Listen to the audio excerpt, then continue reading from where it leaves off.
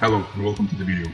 In this video we will go over the concept of training until failure that is most commonly used by a character from a famous Baki the Grappler franchise.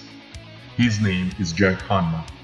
I will briefly go over this character and then we will discuss what we can take away from the way how he is training and what can we take out of his training program to benefit our program. So who is Jack Hanma?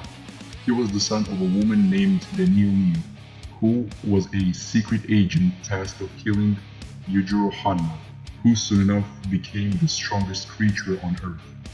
Unfortunately, she failed the task and Yujiro raped her.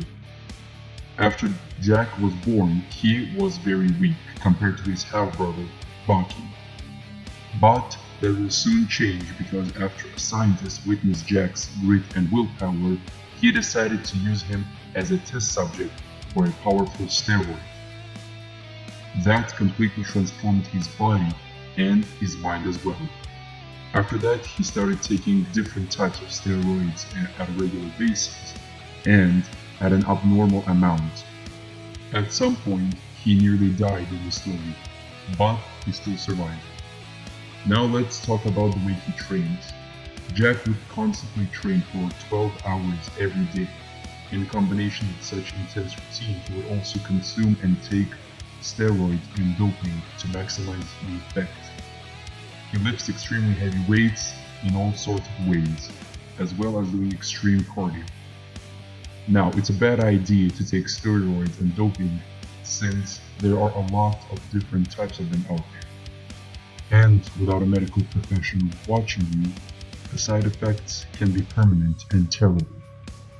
But what we can take away from his routine is the mental aspect of his training and the concept of training until failure. I would also highly discourage anyone to train 12 hours a day, since this will simply lead to overtraining your body and eventually you will sabotage your own progress. However, this concept isn't new. A well-known bodybuilder, Mike Metzer, used to train until failure, and this helped him gain serious amount of muscle growth and spending less time in the gym. So how is it performed? Well, there are two types of ways that you can train until failure.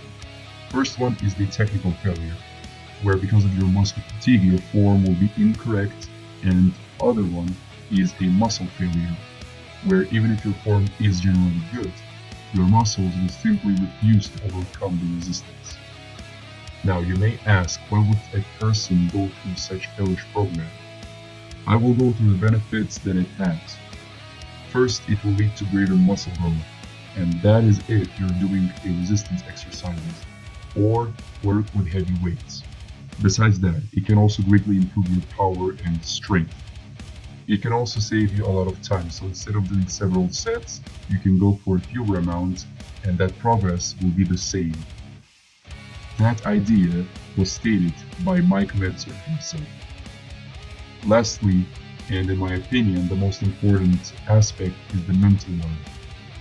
Aiming to push yourself to your limits and even beyond is perhaps the only right mindset that you should have when training, since your body will not change or adapt unless it has the need to do so.